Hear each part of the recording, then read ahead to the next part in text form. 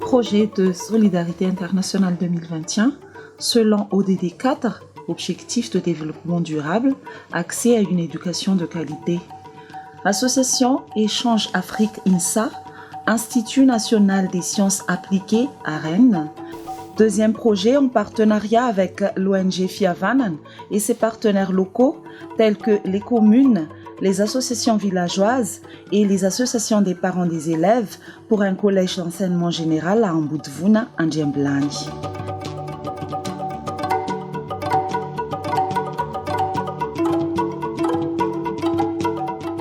Nous sommes à Mbudvuna, dans la commune rurale d'Ndjemblani, qui se situe à 113 km du région de Vaknakarach et de 13 km du district Ambatulampi. Plus précisément, PK55. Eto amin'ny PK55 zany marimarina tokoa no misy ny commune Ndriambilany. Ny commune Ndriambilany moa dia commune ambanivohitra ao anatin'ny sokajy faharoa dia misy mponina 8543 mponina eto aminay misy fokotany sivy vohitra valo amby telopolo ary kianja maitso valo amby efapolo. Elle comprend 8543 populations, 9 chefs-lieux de villages et 38 villages.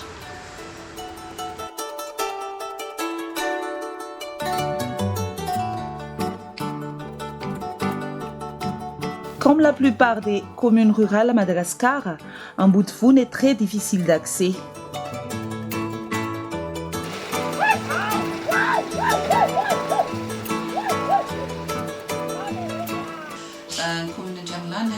Misy sekoly ambaratonga voalohany fito ny public dia fito ihany koa ny privé dia misy sekoly ambaratonga faharoa roa public dia anankiray ny ambaratonga faharoa privé zany izay isorana anareo be dia be satria mifanalavitra be ny toerana misy an'ireo fokotany sy amin'ilay sekoly ambaratonga faharoa dia isorana be dia be ny ONG Fiavarana zany manangana izay sekoly ambaratonga faharoa ary amin'ny fokotany Mbudvuna satria tena manao be dia be amin'ireo mpianatra.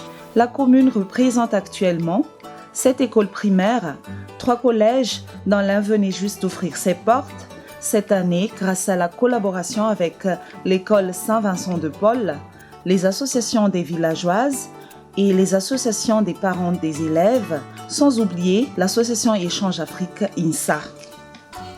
Ny tena antom-piveloman'ny olona eto zany dia mamboly sy miompy. Ireo ny tena fototra hiveloman'ny olona ety fa tsy dia misy hafa fa misy vitsivitsy ihany fa misy mpampianatra, misy ny anona fa anisan'ny vitsy rehefa ny betsaka indrindrany dia ny mpamboly sy ny mpiompy zany betsaka ety. Les principales activités de la population en Mbudvuna sont l'agriculture et l'élevage qui se basent en autoconsommation.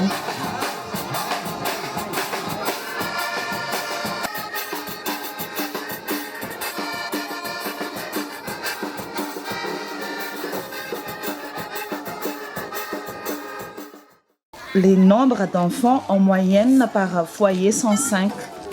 Cette statistique d'enfants ont poussé la population locale et ses partenaires à construire des infrastructures liées aux éducations.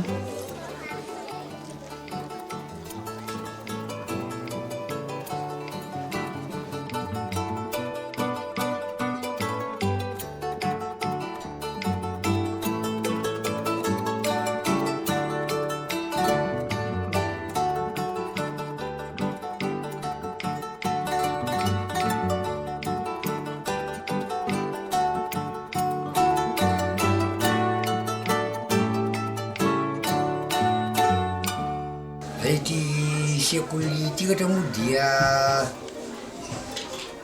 niorina tamin'ny taona 1770 ny mpampianatra dia tany amin'ny fiandohany tany anankiray na mpianatra tamin'itony sekoly tony tamin'ny andohany arak'izay hoe fivoarana sy fantosoa zay dia litony tsikelikely roa telo efatra dimy ary amin'izao izy efa misy classe de 6e zao zany dia fito mianaka izay a fito mianadaha ny ndraiky dia niasa fanabeazana eto amin'ny sekoly. L'école Saint-Vincent de Paul a été créée en 1897 avec 2 salles et un professeur.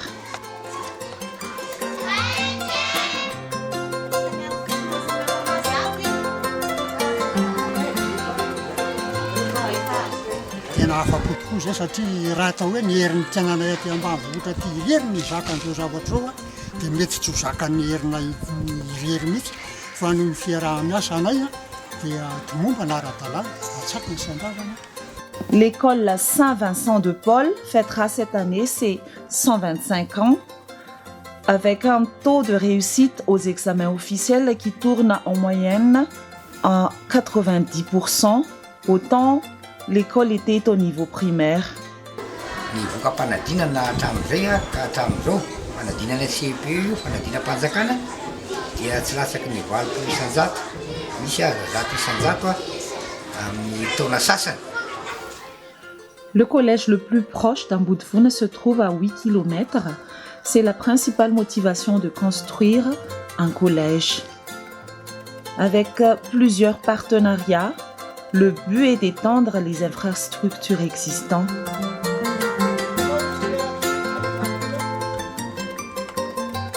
Les travaux ont démarré en juillet 2019 en partenariat avec les Scouts et Guides de France.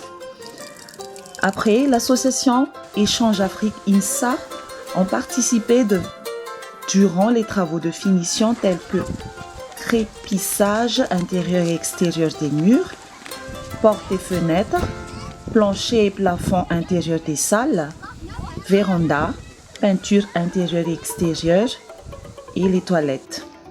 Dont 20 élèves et 2 nouveaux professeurs scientifiques et littéraires a inauguré le collège.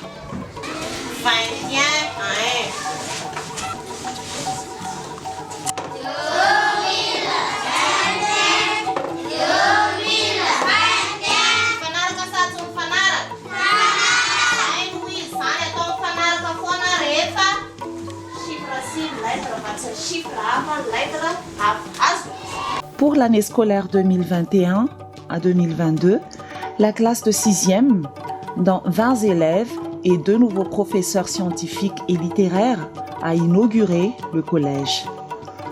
Selon Madame le maire et le chef-lieu de village, un dispensaire et un centre de santé de base niveau 1 est l'objectif primordial du futur projet. Dia mba nietaetanay izany dia hoe mba ho asiana tobim-pahasalamana ato amin'ity fokontany Ambodivony ity. Dia sorana be dia be no ONG fiafarana izany nanangana izay sekoly ambaratonga faharoa ary amin'ny fokontany Ambodivony satria tena manampy be dia be amin'ireo mpianatra. Ny ambaratonga fahatelo moa dia mbola tsy misy eto amin'ny kominy Andramonany a, misy amin'ny hoe privé fa saingy tsy dia tena misokatra tsara izany, mbola ezaka ngeza be an'io izany hanao ambaratonga fahatelo. Vu que le dispensaire existant de la commune se situe à 11 km d'Ambudvun et ses environs, cet éloignement, les accouchements, les soins d'urgence ainsi que les vaccinations sont en difficulté. Les élèves, les parents, les villageois, les co-enseignants, l'ONG Fiavanan et ses volontaires présente ses vifs remerciements à l'association Échange Afrique INSA pour ses collaborations en offrant au village pour ses 125e année de l'école Saint-Vincent de Paul le collège. Grâce à vous et grâce à des partenaires Madagascar et en France qu'on a pu redémarrer la construction en 2021. La construction était axée sur le bâtiment, construire 3 salles en haut pour accueillir les 6e, les 5e et les 4e. Et ça fait 4 mois qu'on a travaillé dessus, avec un budget à peu près 30 millions d'arial en tout. Nous tenons à remercier toutes ces populations-là, tous les représentants de la population, à remercier infiniment l'association Afrique INSA, Échange Afrique INSA, pour leur apport financier qu'on a eu pour qu'on puisse finir le chantier. Merci beaucoup et à très bientôt.